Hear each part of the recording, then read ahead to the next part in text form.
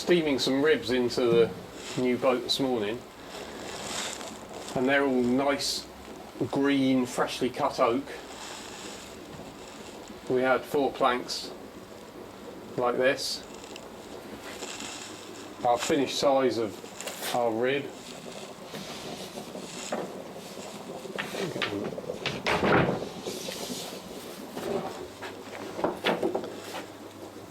is 7/8 of an inch wide, 7/16 of an inch thick, and so we buy inch boards if we possibly can. And what I usually do with these is to slice them up the middle, run them through the thicknesser to get them down to 7/8, and then take off 1/2 inch slices on the bandsaw, which are then run through the thicknesser just to give them a nice smooth finish on each side. Then they just have the little half round cutter in the router run over them to shape up the outside corners. The general theory on cutting ribs or steamed frames into a boat, you really want the grain to be running parallel to the planking. But really, in a small boat like this, it doesn't make a great deal of difference. And if you were going to play around and cut every frame or every rib based on the orientation of the grain, A, you'd waste quite a lot of wood, and B, it would take you 3 times as long. So on a small boat like this, where the ribs are going to be pretty flexible, hopefully when they come out the steaming pipe, I tend not to worry too much about the grain. Once the ribs are sawed up, and really you just want to saw them up a day or 2 before you're going to use them. This plank was sawn from the log 3 days ago, and as you can see, it's still wet, still dark here with moisture, but the top is drying out, so that the board is beginning to lose moisture already. And for steaming, you want the oak to be as wet as possible. If you do have a problem with it drying out, then make a little pond and chuck them in water, or chuck them in the river, chuck them in your fish pond, just to keep the moisture level up. Wrap them in cling film, you could. If I had a bundle there that I wasn't going to use for 2 weeks, I could wrap them in cling film to keep the moisture in.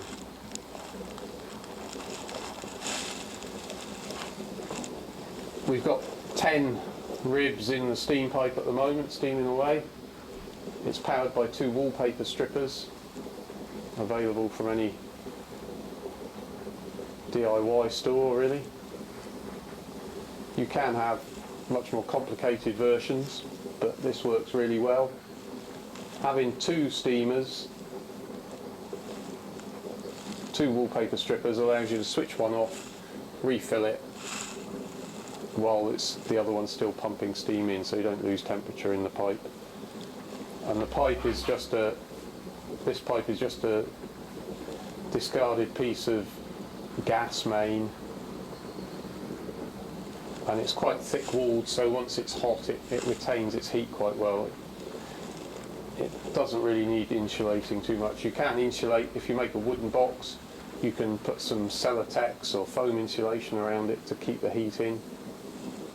But I find this works quite well. We've got far more steam going in than we need, so it keeps the temperature up.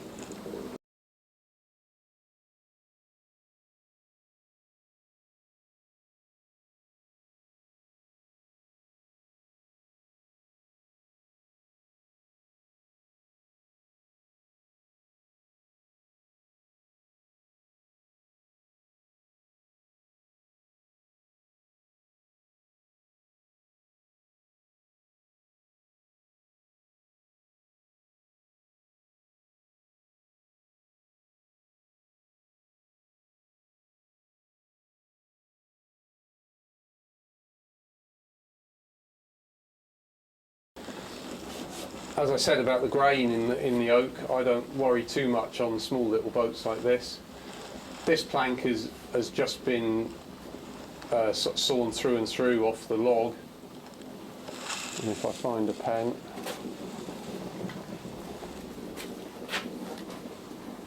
you can see that, hopefully you can see, this is the bark and the sapwood here, so that's just waste there because we won't use the sapwood. And from there you can see that the rings of the tree are like that, and the heart of the tree was here. So as we come round, if I can find them, the rings of the tree are running like that. This edge has had one slice taken off the log so they can roll it and drop it flat on the bed of the saw, and then it's a vertical bandsaw that just slices off an inch at a time. If you were going to mess around and go for perfect grain orientation, you'd be cutting all sorts of little shapes out of here to try and get the grain. Ideally you want the grain in your rib to be running like that, and clearly on this board you'd probably end up with 4 ribs by the time you cut it and messed around, and that's just not viable from a material point of view or a time point of view. The ribs run in between these sets of nails that are already in place. So our ribs will run down here, here, here and here. And what you can do is to get a thin flexible batten the size of your rib, bend that in place, mark its position with a pencil, and then drill for every nail that's going to come into your rib, and then stick the nail in from outside just through the planking, so you end up with a boat that looks a bit like a porcupine. And then once the hot rib comes out the steam pipe, it gets forced down, pushed down into place, and then someone on the outside bashes the nails in with a hammer pretty much as fast as they can. The rib is still hot and soft, and the nails don't need pilot holes drilling for them. And it's a good quick method.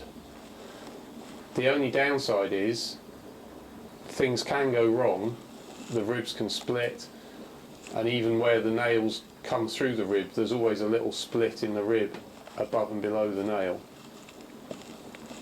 And if you get the positioning slightly wrong,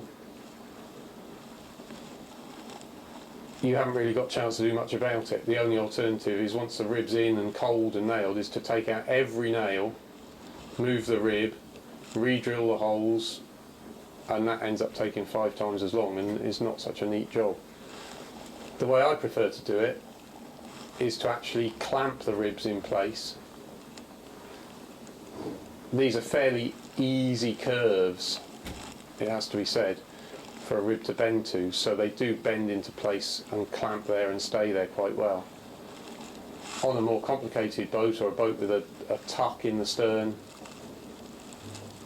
there may be places that you want to actually put a nail in to hold the rib in place and to pull it to the planking. But on this sort of boat, generally we get away with clamping the ribs. And to protect the top edge of the top plank, my moulds extend up by a couple of inches above the shear line. This cross batten marks the shear line. I've got a bit of mould above that, to which I can screw a piece of 1.5 by 3/4 batten. And this is the piece that we clamp to. It's screwed to the moulds. It does move up and down very slightly, but that's negligible. And so we steam our rib in, as you'll see shortly. Steam our rib in, clamp it to our batten, tap it down, hit it down, smash it down, depending on how well it's going. With someone inside the boat pushing the rib out against the planking, and clamp it in place. And we do that there until we run out of clamps, really. And then if we run out of clamps, we can always come back and just put a crosshead screw in to hold these ribs in place while we free up the clamps for elsewhere.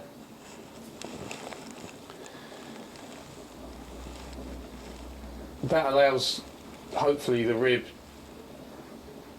to stay in position. We can timber the whole boat in a few hours, and then later on or the following day come back, we can unclamp the rib, just take it out of the boat, give it a sand off, clean up any fluffy bits or any black stains that have been caused by the steaming, clamp it back in place, and then actually drill through exactly where we want the rib, exactly where we want the nail, drill through, hammer in, and rivet the nails as we go.